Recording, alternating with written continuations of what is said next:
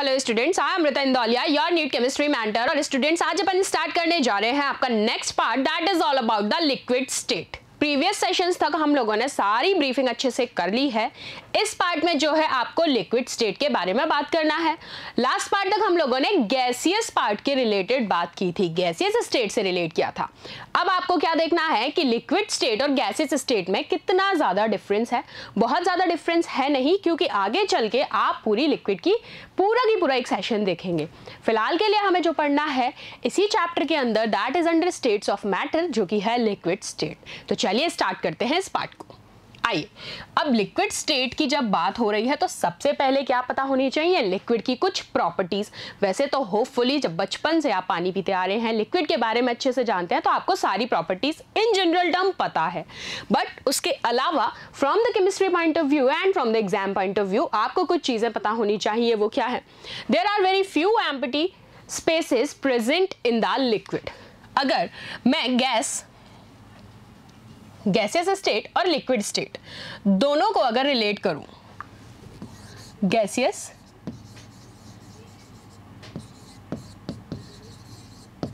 And here liquid, ये लो, ठीक है। यहां अब देखो, इसके पॉइंट से ही हमें गैसियस भी रिवाइज होता जाएगा।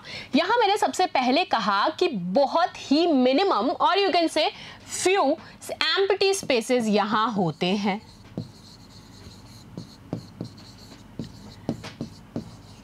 जबकि यहां क्या होता है? मोर। Then after, the interaction forces present in the liquid are more than gases. इनके अंदर इंटरैक्टिव फोर्सेस क्या हैं? वो ज्यादा होती हैं लिक्विड्स के अंदर, while in the case of gases less. ठीक है? Liquids have a definite volume, but gases don't have.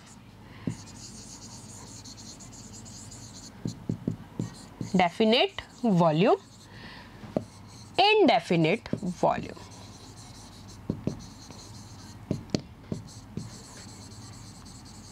तो देखो, दोनों की प्रॉपर्टीज भी हमने साथ में रिवाइज कर ली, क्योंकि हमने गैसियस को तो एक तरीके से कर लिया है पूरा वाइंड अप, हमें लिक्विड स्टेट टर्म पढ़नी है। तो बात समझ में आ गई। लिक्विड की प्रॉपर्टीज के अंदर सबसे पहले हमने क्या कहा कि इनके अंदर बहुत ही फ्यू एम्प्टी स्पेसेस पाए जाते हैं। देन आफ्टर हमने कहा कि इंटरैक्टिव फोर्सेस इनमें ज्यादा होती हैं as per to the gaseous molecules, और इनका डेफिनेट क्या होता है? वॉल्यूम।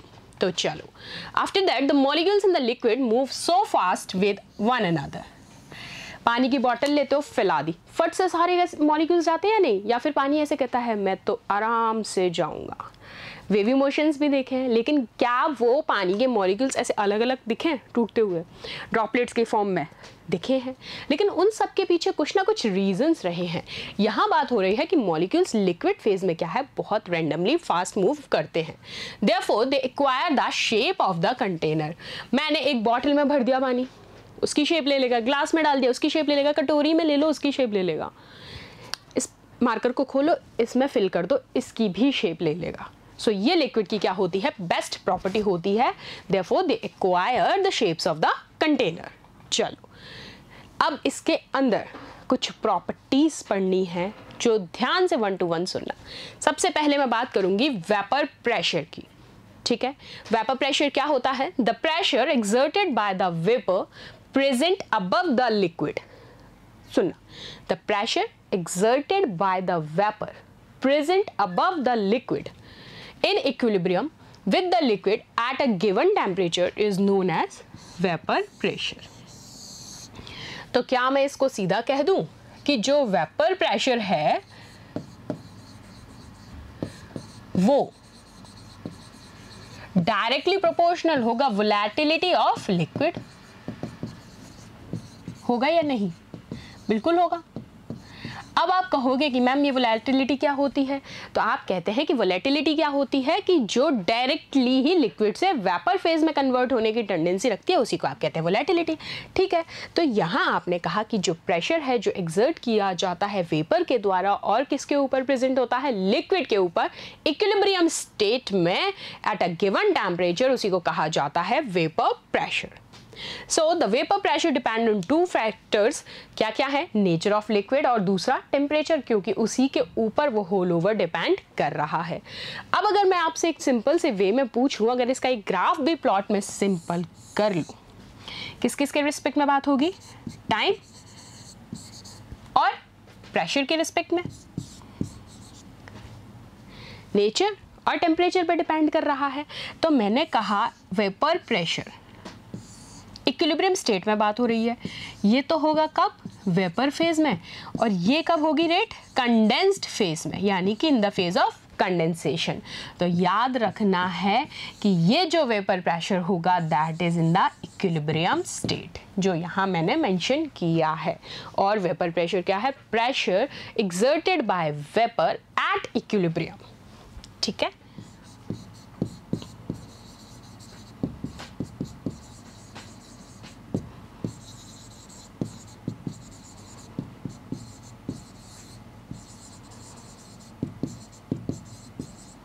ये लो, कर लोगे, चलो आगे प्रोसीड करें, चलो आ जाओ।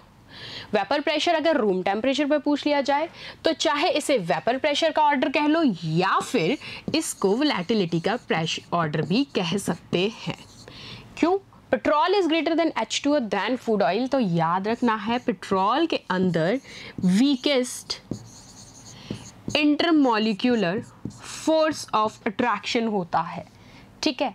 इसके अंदर क्या होता है, हाइड्रोजन बॉन्डिंग H बॉन्ड, और जबकि इसके अंदर strongest intermolecular force of attraction, IMF is intermolecular force of attraction, ठीक है।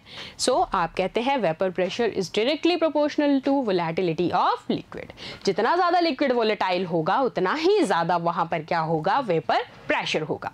चलिए, तो चलो नेक्स्ट हमें किस बारे में बात करनी है, अब हमें देखना है नेचर ऑफ लिक्विड। तो नेचर ऑफ लिक्विड के अंदर भी हमें पता है कि लिक्विड से वेपर स्टेट में चेंज हो रहा है, तो हमें होल ओवर नेचर देखना है अब लिक्विड फेज में। तो चलिए, the molecules leave the liquid phase and shift to the gaseous phase if the intermolecular attraction is weak, यानी कि वेपोराइजेशन का जो प्रोसेस होता है वो किस वजह से होता है, जब इंटरमॉलिक्यूलर अट्रैक्शन जो है मॉलिक्यूल्स के बीच में बहुत वीक हो जाता है, तब हम कहते हैं कि मॉलिक्यूल लिक्विड फेज से शिफ्ट हो जाते हैं कौन से फेज में, गैसियस फेज में। लाइक बॉइलिंग ऑफ वाटर, घर पे चाय बनाते हैं, कुछ भी करते हैं आप देखिए, जब आप वाटर बॉईल करते हैं किसी पैन में तो वेपर फेज में आप मॉलिक्यूल्स का देखते हैं ना बबल फॉर्म, और उसी के ऊपर आप एक प्लेट ढक दीजिए साथ साथ, तो आप देखेंगे कि वो वेपर जो है वो कहीं ना कहीं ड्रॉपलेट्स जैसे बन जाते हैं। So this is all vapour pressure simply. तो हम इसको कहते हैं so that the vapour pressure becomes higher, क्योंकि यहाँ मॉलिक्यूल्स लिक्विड फेज से कहाँ कन्वर्ट हो रहे हैं, गैसियस फेज में। एंड द रीजन इसके पीछे क्या है, इंटरमॉलिक्यूलर अट्रैक्शन जो है वो बहुत वीक हो जाता है। चलिए नेक्स्ट, इसके साथ साथ एक और चीज देखनी है, वो है effect of temperature. Effect of temperature अब यहाँ पर क्या इम्पैक्ट डालेगा, वेपर प्रेशर इंक्रीज होगा जैसे जैसे टेम्परेचर इंक्रीज होगा। आप बॉइलिंग वाटर के केस में देखते हैं कि क्या लिक्विड जैसे ही गैस पे चढ़ाया वेपराइज होना शुरू हो देता है, नहीं होता। वो कब शुरू होता है वेपराइज होना, जब जितना ज्यादा बॉइलिंग पॉइंट उसका बढ़ता जाता है, as it reaches to the maximum it convert into the vapour phase. So यहाँ यही कहा गया है, तो मैं ये कह सकती हूँ कि रेट जो होगी वो डायरेक्टली प्रोपोर्शनल होगी किसके, टेम्परेचर के। ये लीजिए, क्योंकि बात किसके रिस्पेक्ट में चल रही है, वेपर प्रेशर के, तो कहा वेपर प्रेशर इंक्रीज होगा, तो आप यहां पर कह सकते हैं कि कब होगा, जब टेम्परेचर इंक्रीज होगा। ये लीजिए, और इसी के साथ अगर मैं सरफेस एरिया की बात करूं तो सरफेस एरिया जो है वो डायरेक्टली प्रोपोर्शनल होगा रेट ऑफ वेपोराइजेशन के।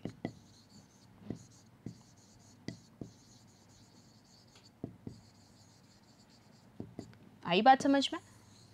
तो ये दोनों पॉइंट्स अच्छे से लिख लो, दोनों के ऊपर स्ट्रेट क्वेश्चन आता है।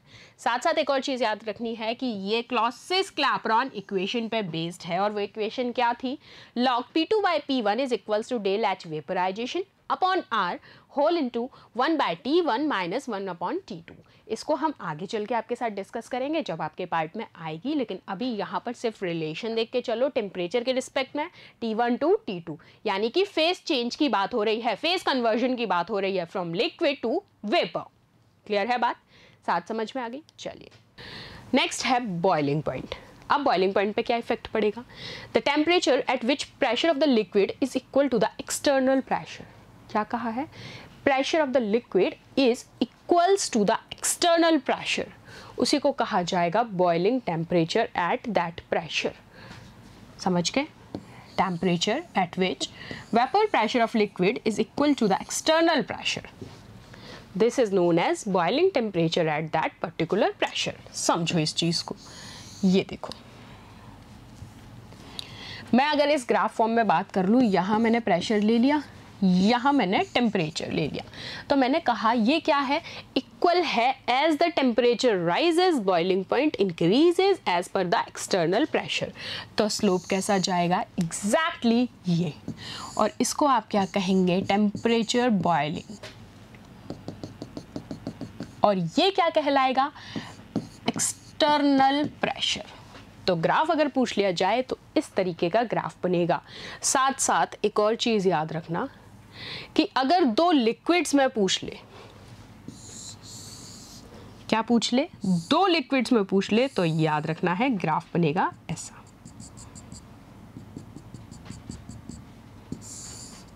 ठीक है?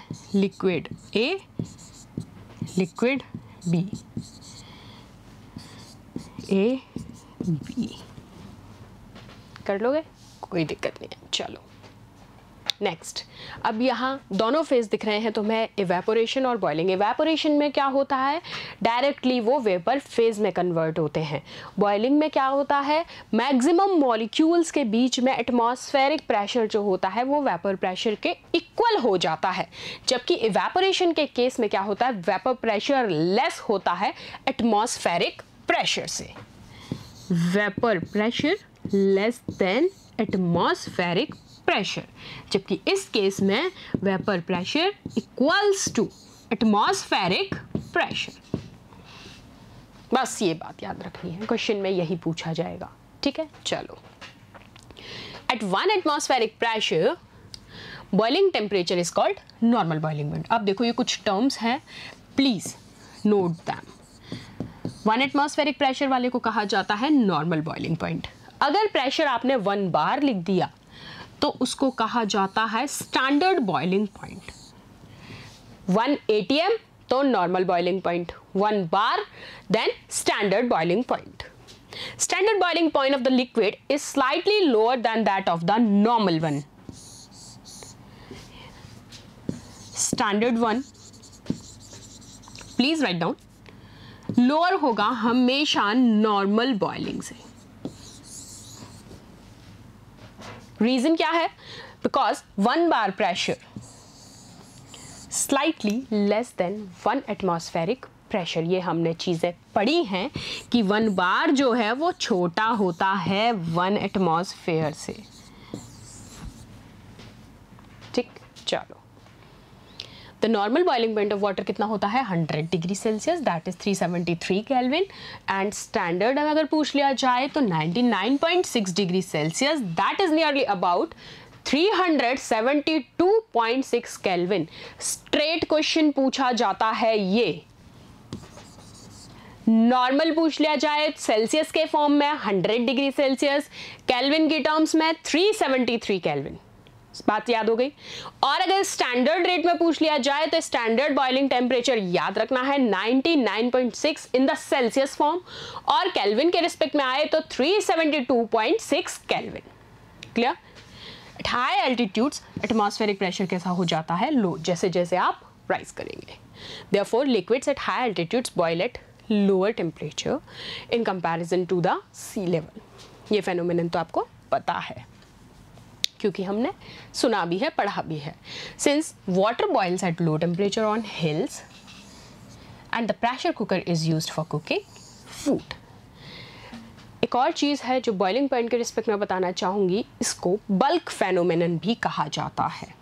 अब आप कहेंगे मैम ये बल्क फेनोमेनन क्या होता है? ये होता है एक पर्टिकुलर टेम्परेचर पे, यानी कि अगर मैं कहूँ बॉइलिंग टेम्परेचर की बात करूँ, ईच पार्टिकल जो होता है उसकी टेंडेंसी होती है वेपर में कन्वर्ट होने की एक पर्टिकुलर टेम्परेचर पे, उसको कहा जाता है बल्क फेनोमेनन। और ये एग्जाम में पूछा जा चुका है लास्ट टाइम भी, उससे पहले भी, तो प्लीज़ इस चीज़ को याद रखना है कि अगर बल्क फेनोमेनन के फॉर्म में पूछ लिया जाए तो कंफ्यूज मत होना, बस इतना सा याद रखना है, एट पर्टिकुलर टेम्परेचर और you can say at boiling temperature that the particle has the tendency to directly convert into vapour, that is the bulk phenomenon for boiling point in the liquid state. Clear है बात? चलें आगे, आइए। Now come to the next point, that is about surface tension. अब surface tension, tension word से ही दुनिया में बहुत कुछ चल रहा है, टेंशन बहुत तरीके की। अब यहाँ ये जनाब कह रहे हैं कि मुझे सरफेस की टेंशन बता दो। अब सरफेस की टेंशन का मतलब यहाँ जनरल टर्म में समझो कुछ भी नहीं है, जब आपको दिखने लगे या फिर आपके अजम्पशन के अकॉर्डिंग आपको लगे कि हमारा जो सरफेस है वो एक इलास्टिक या फिर स्ट्रेच्ड मेम्ब्रेन की तरह बिहेव कर रहा है, that is simply called what, you feel like it is a cause of surface tension. और अगर सिंपल लैंग्वेज में हम बात करें कि सरफेस मॉलिक्यूल की, एक तो होता है सरफेस मॉलिक्यूल और दूसरा होता है बल्क मॉलिक्यूल। बल्क यानी ग्रुप वाले लोग।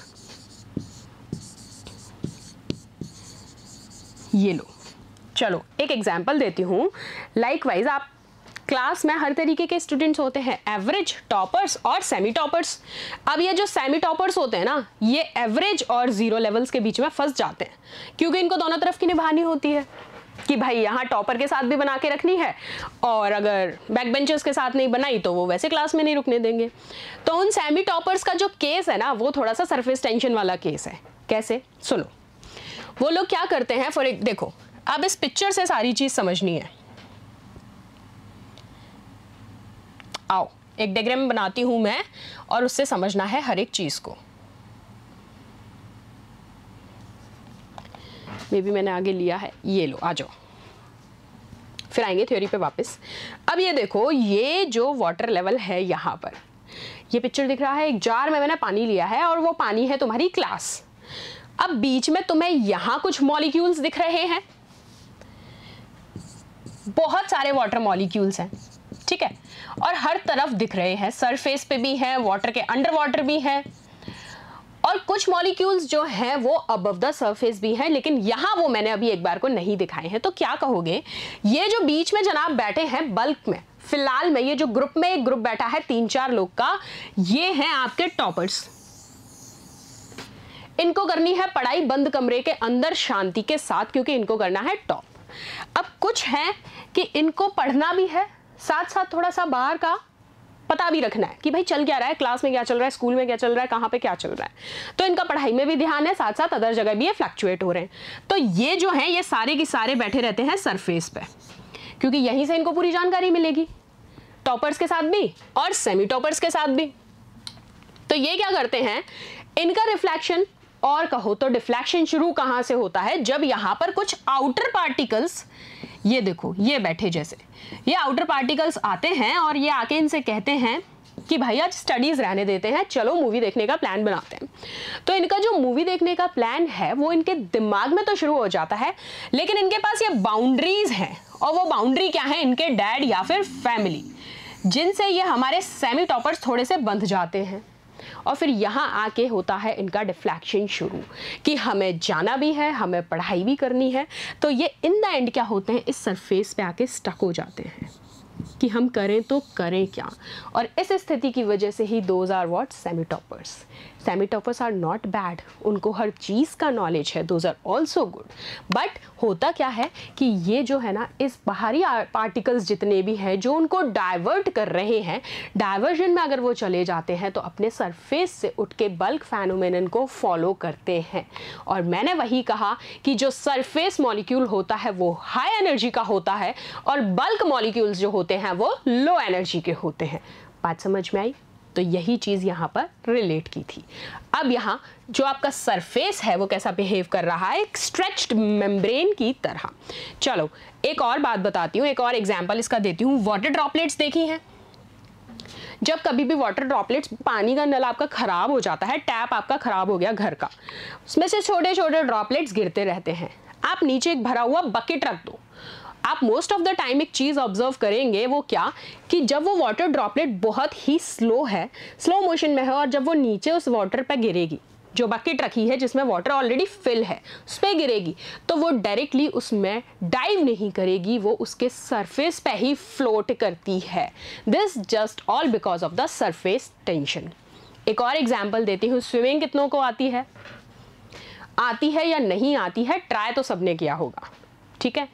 जब हम स्विमिंग करते हैं और हम अंडर वाटर डाइविंग थोड़ा बहुत करके आ रहे हैं, अंडर वाटर भी छोड़ो, तुम लोग मस्तियाँ जो करते हो वो मस्ती कर रहे हो, ऑल सडन जब आप उसमें से उठते हो अपने पूल में से, तो आप देखते हैं सारे के सारे वाटर मॉलिक्यूल्स जो हैं आपके साथ एक हैवी फ्लो बना के लाते हैं, एक जैकेट जैसा आपको कवरेज देते हैं। ये सारी चीज़ क्या होती है कि वो गैसेस वो जो वाटर मॉलिक्यूल्स हैं उन सब के बीच में इतना ज़्यादा हाई फोर्स ऑफ अट्रैक्शन होता है कि वो एक दूसरे को छोड़ते ही नहीं है, एंड समहाउ इट बिहेव्स और looks like a jacket around you. So this is all because of what? Surface tension. Mosquitoes देखें, आप हमेशा कहते हैं कि मॉस्किटो जब आप वाटर पे देखते हैं, गंदे पानी के ऊपर कीड़े देखते हैं आपकी, हाँ ये फ्लोट क्यों कर रहे हैं? क्योंकि उनका वेट इतना ज़्यादा लाइट होता है, they easily float on water. अगर हमको कह दिया जाए कि वाटर के ऊपर फ्लोट करो, हम कर लेंगे? हमने पैर रखा और ढक से नीचे। सो this is all because of what? वो फ्लोट करते हैं बिकॉज ऑफ सरफेस टेंशन, हम फ्लोट नहीं कर पाते बिकॉज ऑफ हैवी वेट। सो ये सारी चीज़ें थी सिंपल सरफेस टेंशन के रिस्पेक्ट में। आ जाओ। So the surface tension arises because the molecules of the liquid at the surface and in the interior portion are in different situation। जैसे कि अभी हमने देखी टॉपर्स, सेमी टॉपर्स और बैक बेंचर्स की। The force acting at right angles to the surface along the 1 centimeter length of the surface tension। हमें इस पर कोई ज़्यादा दिमाग लगाना है नहीं। इसका मतलब क्या है? इन्होंने कहा ये एक चैम्बर है और यहाँ से इन जनाब ने इसमें भर दी थी 7 मरकरी। तो ये कहते हैं जब ये मरकरी ने यहाँ तक का लेवल राइज किया, तो मैं इस और इस डिफरेंस की बात कर रहा हूँ, that is nearly about what? 1 length of the surface tension. चलिए, द यूनिट्स क्या होंगी सरफेस टेंशन की वो याद रखना, पूछ लेते हैं। डाइंस पर सेंटीमीटर और न्यूटन पर मीटर। सो क्या मैं ये कह सकती हूँ कि सरफेस टेंशन क्या होगी? डायरेक्टली प्रोपोर्शनल होगी फोर्स ऑफ अट्रैक्शन के। FOA is what? Force of attraction.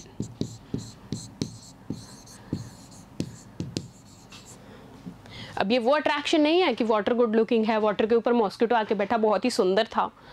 No, ये वो फोर्स ऑफ अट्रैक्शन है जो अब तक पढ़ते आ रहे हो, ठीक है। आओ अब कुछ इंपॉर्टेंट रिजल्ट्स देख लेते हैं सरफेस टेंशन के regarding.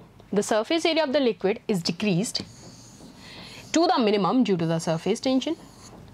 The drops of the liquid are spherical because a sphere has a minimum surface area। जब भी आप ड्रॉप्स की बात करते हैं, like this is your tap water, तो आप कहते हैं जब भी ड्रॉप्स गिर रही हैं ये ऑलवेज स्फेरिकल फॉर्म में होते हैं। क्या ऐसे देखिए क्या ड्रॉप यू रेक्टेंगल गिर रही है, ट्राइंगल गिर रही है, क्योंकि इसके अंदर, क्योंकि स्फेयर जो होता है उसके अंदर मिनिमम सरफेस एरिया होता है, इसलिए droplets are always in the form of spheres. Effect of nature on the liquid. Surface tension arises due to intermolecular forces of attraction. ये भी हमने अभी पढ़ा है अमंग द मॉलिक्यूल्स। जितना ज़्यादा IMF होगा, इंटरमॉलिक्यूलर फोर्स ऑफ अट्रैक्शन होगा, उतनी ही ज़्यादा सरफेस टेंशन होगी। चलो अब टेम्परेचर के इफेक्ट। जैसे जैसे टेम्परेचर इंक्रीज होगा सरफेस टेंशन डिक्रीज होगी। क्रिटिकल टेम्परेचर सरफेस टेंशन 0 हो जाएगी। This is because as temperature increases kinetic energy जो होगी वो इंक्रीज होगी और इंटरमॉलिक्यूलर अट्रैक्शन क्या होगा? डिक्रीज होगा। सारी चीज़ें मैं बता चुकी हूँ, आप थ्योरी में यहाँ देख लो और लिख लेना, क्योंकि क्वेश्चन एग्जामिनर का लैंग्वेज वाला आ सकता है। चलो अब एक और टर्म है विस्कोसिटी। सिंपल सी, विस्कोसिटी मेजर होता है resistance of flow, is a measure of resistance to flow which arises due to internal friction between layers of fluids as they slip past one another while liquid flows। SI unit क्या होती है? This 1 newton second metre square. There is a regular gradation of velocity in flowing of the water from one layer to another. हम लोगों ने viscosity को देखा. Viscosity की एक और यूनिट जो है अदर यूनिट्स के टर्म में पूछ लिया जाता है और ये क्वेश्चन बहुत बार पूछा जा चुका है, तो मैंने यहाँ आपको मेंशन किया है.